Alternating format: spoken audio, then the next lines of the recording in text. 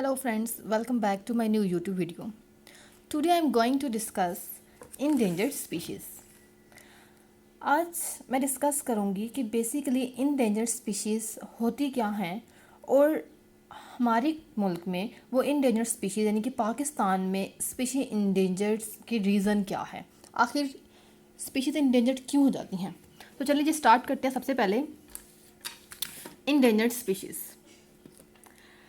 N endangered species it is a type of species, ये ऐसी type of species होती हैं that is in danger of disappearing for ever, जिसका ये ख़तरा लाहक हो चुका हो कि वो फ्यूचर में डिसअपेयर हो जाएगी, बिल्कुल गायब हो जाएगी दुनिया से। ठीक है, अब ऐसी स्पीशीज़ को हम क्या बोलते हैं कि ये इंडेंजर्ड स्पीशीज़ हैं। वो स्पीशीज़ जिनका ये ख़तरा हो कि वो फ्यूचर के अंदर गायब हो जाएंगी, ख़त्म हो जाएंगी, तो उन स्पीशीज़ को हम नेम दे देते हैं इंडेंजर्ड स्पीशीज़ का। Species of animals or plants that are seriously at risk of extinction are called as endangered species. अगर हम पेट डेफिनेशन देखते हैं तो वो स्पीशीज़ एनिमल्स की, चाहे वो स्पीशीज़ हों या फिर वो प्लांट की स्पीशीज़ हों, जिनका ये ख़तरा लाहक हो जाता है, जिनका ये रिस्क होता है कि वो फ्यूचर के अंदर बिल्कुल डिसअपियर हो जाएंगी, तो उन स्पीशीज़ को हम क्या कहते हैं कि ये इंडेंजर्ड स्पीशीज़ होती हैं। अब स्पीशी इंडेंजर्ड होने की दो मेन रीज़न होती हैं। एक तो होता है लॉस ऑफ हैबिटेट, के जिस हैबिटेट के अंदर वो रह रही होती हैं, जो हैबिटेट उनको पसंद होता है और वो स्टार्टिंग से इसके अंदर रह रही होती हैं, अगर हम उस हैबिटेट को ख़त्म कर देते हैं तो स्पीशी एक्सटेंशन हो जाएगी। ठीक है, वो इंडेंजर्ड होना स्टार्ट हो जाएंगी। और दूसरा रीज़न है यहाँ पे लॉस ऑफ जेनेटिक वेरिएशन। अगर जेनेटिक वेरिएशन के अंदर जो है वो लॉस हो जाए, उनका जेनेटिक वेरिएशन ना हो रही हो, तो उसके रिजल्ट में भी स्पीशीज़ जो है वो इंडेंजर्ड हो जाती हैं। ठीक है, तो चलें जी, ये तो हमारे पास दो मेन रीज़न थी जिसकी वजह से स्पीशी इंडेंजर्ड होती हैं। लेकिन हम बात करते हैं कुछ ऐसी रीजंस के बारे में जिनकी वजह से भी स्पीशी एक्सटेंशन या फिर इंडेंजर्ड होती हैं। सबसे पहले है डिफोरेस्टेशन। डिफोरेस्टेशन क्या होता है कि हम फॉरेस्ट को जो है वो घर बनाने के लिए, फैक्ट्रीज बनाने के लिए, हम जो है आबादी बढ़ रही है, इसके साथ साथ हम लोगों के रहने की जगह के लिए, खाने पीने के लिए हम फैक्ट्रीज बना रहे हैं, तो उसकी वजह से हम जंगलात को काटते जा रहे हैं और वहाँ पे हम घर बना रहे हैं, अपनी मिल्स बना रहे हैं, तो इस वजह से इसको बोलते हैं डिफोरेस्टेशन। तो डिफोरेस्टेशन की वजह से इनका एक्सटेंशन कैसे हो सकता है? इस वजह से क्योंकि उनको अपना हैबिटेट, उनको वो दरख्त, उनको वो जंगल जो है वो ख़त्म हो रहे हैं जहाँ पे वो रहते थे, तो इस वजह से स्पीशीज़ इंडेंजर्ड हो रही हैं। सेकंड है construction of homes and roads. वही बात है कि डिफोरेस्टेशन यानी कि कटिंग ऑफ फॉरेस्ट के रिजल्ट में जो है हम इसलिए कर रहे हैं ताकि हमने घर बनाने हैं, हमने रोड बनाने हैं, तो ये वो वजह है जिसकी वजह से स्पीशीज इंडेंजर्ड हो रही है। फिर है एसिड रेन। एसिड रेन की वजह से भी क्या आ रहा है कि स्पीशीज़ बिल्कुल इंडेंजर्ड हो रही हैं, उनको जो है डैमेज कर रही है ये। देन है वाटर पोल्यूशन। अब स्पीशी जो पानी पीती हैं, अगर उसके अंदर पोल्यूशन होगी, अगर वो पानी गंदा है, तो वो पीने से क्या होगा, उनको डिजीज़ होती हैं जिसके रिजल्ट में वो इंडेंजर्ड हो रही हैं। Hunting for fun, meat and fur. अब क्या हो रहा है कि हम जो है टाइम के साथ साथ जो है हम समझते हैं कि ये एक फ़न है कि हम स्पीशीज़ को जो है वो हंट कर रहे हैं, तो ये हंटिंग जो है, इससे स्पीशी का नंबर जो है वो बहुत डिक्रीज़ हो रहा है और हमें होता है कि हमने इसका गोश्त खाना है या फिर हमने उसकी फ़र लेनी है, उससे हमने लेदर के बैग्स बनाने हैं, हमने डिफरेंट चीज़ें बनानी हैं, तो उससे रिजल्ट में भी स्पीशीज़ इंडेंजर्ड हो रही हैं। देन है स्प्रेडिंग ऑफ डिजीज़। अक्सर ऐसा होता है कि कुछ जो है वबा फैलती है जिसके रिजल्ट में एपिडेमिक्स जो है आते हैं, जिसके रिजल्ट में क्या होता है कि स्पीशीज़ जो है वो इंडेंजर्ड हो जाती हैं, तो ये भी एक रीज़न है हमारे पास इंडेंजर्ड स्पीशीज़ के होने की। देन है डिस्टर्बेंस ऑफ फूड चेन। अब फूड चेन क्या होती है कि वो सपोज कि एक एनिमल जो है वो किसी स्पेसिफिक एनिमल को खा रहा है, तो अगर उसका नंबर डिक्रीज़ हो गया है तो उसके रिजल्ट में भी उस एनिमल का नंबर जो है वो डिक्रीज़ हो जाएगा, क्योंकि वो उसके ऊपर फीड करता है। ठीक है, सो देन बात करते हैं हम। सबसे पहले ग्रीन हमारे पास है ग्रीन टर्टल, जो कि सबसे पहले हम इंडेंजर्ड स्पीशी डिस्कस करेंगे।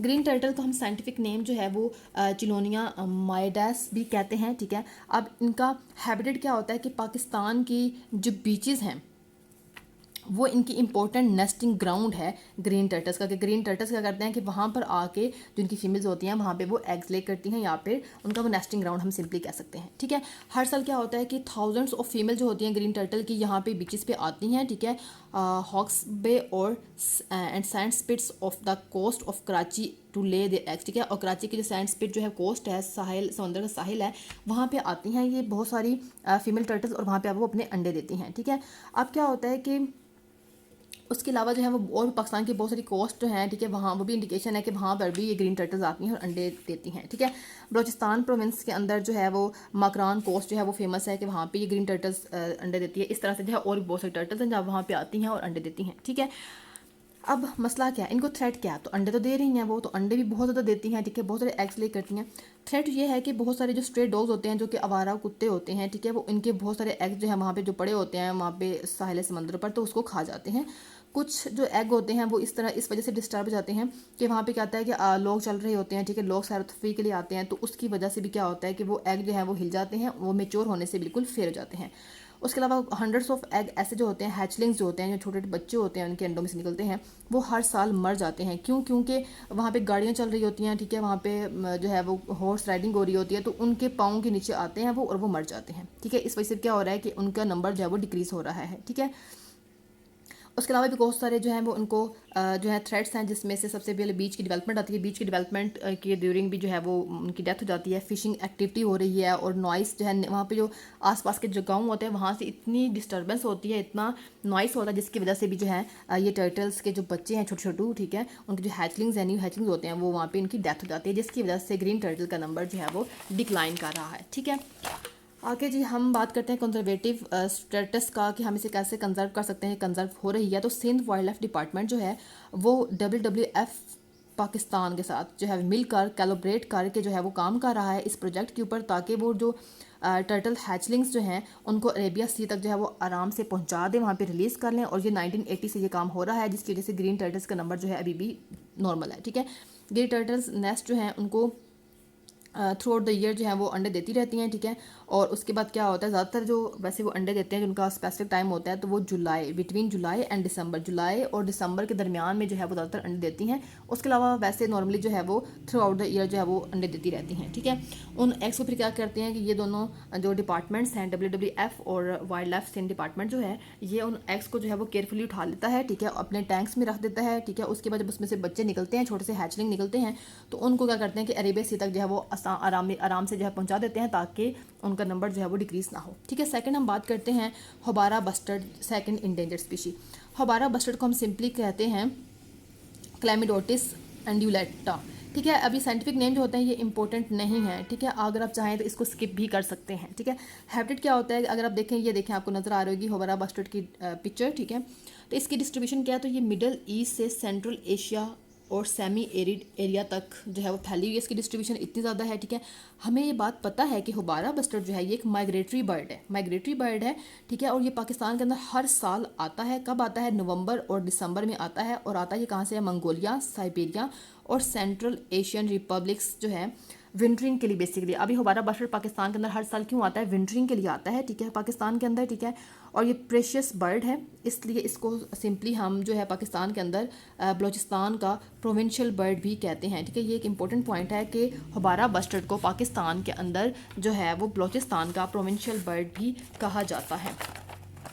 देन हम बात करते हैं इसी की थ्रेट्स के बारे में कि होबारा बस्टर्ड को क्या कोई थ्रेट है, तो जी हाँ बिल्कुल है। थ्रेट क्या है कि मेजर थ्रेट जो है इसका होबारा बस्टर्ड का वो है हंटिंग, ठीक है। लोग क्या कर रहे हैं, इसका बेजा जो है वो इसको हंट कर रहे हैं, शिकार कर रहे हैं, इसका हैबिटेट डिस्ट्रक्शन हो रही है, जिस इन्वायरमेंट में ये रहते हैं वो इन्वायरमेंट डिस्टर्ब हो रहा है। ओवर ग्रेजिंग होने की वजह से क्या हो रहा है कि जो इनको खाना वगैरह फिर नहीं मिलता, ठीक है, और इस वजह से इनका हैबिटेट जो है वो डिस्ट्रक्ट हो रहा है, जिसकी वजह से इनको ये बहुत ज़्यादा थ्रेट, इनका नंबर डिक्रीज हो रहा है।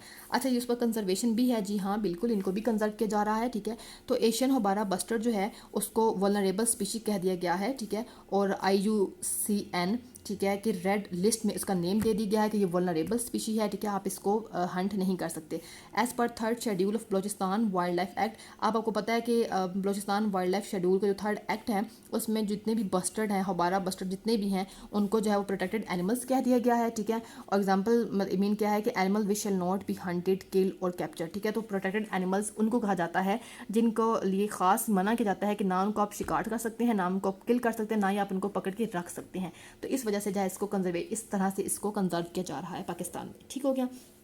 देन थर्ड है हमारे पास इंडियन पेंगोलिन। इंडियन पेंगोलिन जो है इसका हैबिटेट क्या होता है कि ये पाकिस्तान के सारे प्रोविंस के अंदर, पंजाब, सिंध, सरहद, बलूचिस्तान, ठीक है, ये सब के अंदर प्रेजेंट है, ठीक है। और ये जो है उसके अलावा सब ट्रॉपिकल थॉर्न फॉरेस्ट में भी है, फुट हिल्स के अंदर जो है, एज वेल एज ये डेजर्ट यानी कि सहरा में भी प्रेजेंट होता है, हिली एरियाज़ के अंदर भी है, और पाकिस्तान के जितने भी सैंडी एरियाज़ हैं वहाँ पर भी ये इंडियन पेंगोलिन जो है वो प्रेजेंट है, ठीक है। इसका मतलब है कि ये हर जगह प्रेजेंट है, इसको कोई भी वहाँ पे मसला नहीं है।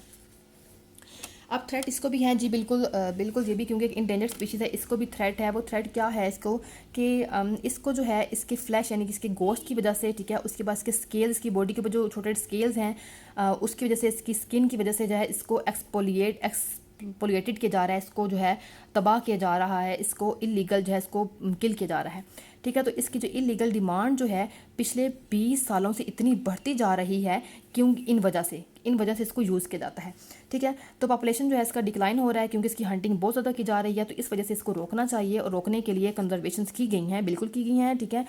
WWF ने क्या किया है कि इसको बहुत सारे प्रोजेक्ट्स इस पे किए, ठीक है, जिसके रिजल्ट में जो है 500 ऑफिशियल लॉ इन्फोर्समेंट एजेंसीज जो है वो मॉनिटर कर रही हैं कि इसकी इलीगल ट्रेड जो है उसको रोका जाए, और जो है इसके नंबर को जो है वो कंजर्व किया जा सके, ठीक हो गया। देन फोर हम बात करते हैं इंडस रिवर डॉल्फिन के बारे में। इंडस रिवर डॉल्फिन जो होती है, ये आपको यहाँ पे पिक्चर नज़र आ रही होगी, इसको हम सिंपली या लोकली कह सकते हैं, इसको हमने बुलान भी बोलते हैं, ठीक है, फ्रेश वाटर ड्वेलिंग, इसको किटेशियस स्पीशी भी कहा जाता है, और ये इंडस रिवर के अंदर प्रेजेंट होती है पाकिस्तान के अंदर, ठीक है।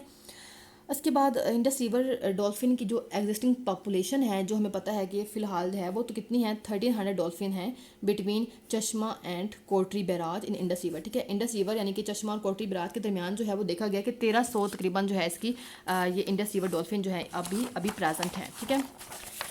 अब इनको भी थ्रेट है। थ्रेट क्या है? सबसे पहले कि पॉपुलेशन का जो नंबर है वो डिक्लाइन हो रहा है। वो क्यों हो रहा है? बहुत सारे फैक्टर्स हैं। सबसे पहले क्या है? वाटर पोल्यूशन, पानी गंदा होने की वजह से जो है इनका नंबर डिक्रीज़ हो रहा है। पोचिंग की जा रही है, ठीक है, इनको मार के जो है इलीगल इनकी जो किलिंग हो रही है, और इनकी स्किन को यूज़ किया जा रहा है, ठीक है। इनका हैबिटेट जो है उनको ख़राब किया जा रहा है, जिसकी वजह से क्या हो रहा है कि इनको ये थ्रेट है।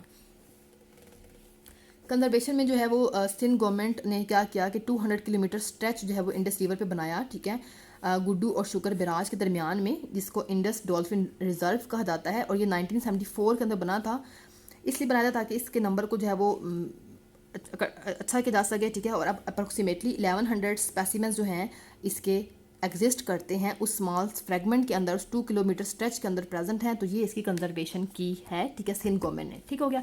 देन हम फिफ्थ बात करते हैं, हमारे पास आती है यूरेशियन ओटर। यूरेशियन ओटर जो होती है ये एक इंडेंजर स्पीशी है जो कि खैबर पख्तूनख्वा, पंजाब और सिंध प्रोविंस के वेटलैंड जो है प्लेन एरियाज़ में प्रेजेंट है, ठीक है।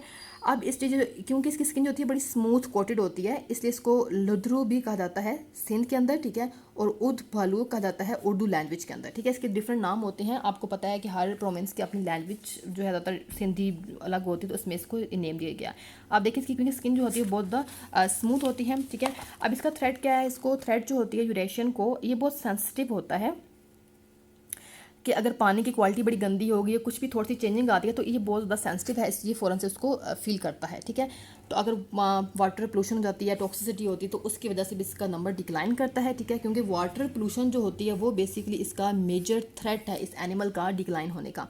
कंजर्वेशन में WWF पाकिस्तान ने क्या किया कि कम्युनिटीज़ बनाई हैं, गवर्नमेंट डिपार्टमेंट्स और NGOs ने जो है वो वर्कआउट किया, और स्पीशी के डिक्लाइन होने के नंबर को जो है वो जल्दी से फास्ट वे पे जो है इसको डिक्लाइन कम किया कि इसका नंबर जो है वो डिक्रीज़ नहीं होना चाहिए। और वाटर क्वालिटी की जो है वो इसने क्वालिटी, ठीक है, क्वालिटी बेसिकली मैटर करती है वाटर की, ठीक है। तो वाटर क्वालिटी को बेस्ट बनाने के लिए WWF ने NGOs से मिलकर जो है वो काम किया और इसका नंबर बेहतर किया, ठीक हो गया, और बेहतर कर रही हैं।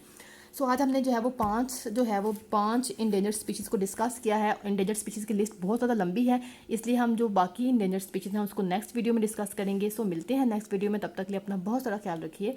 फ़ी अमान अल्लाह।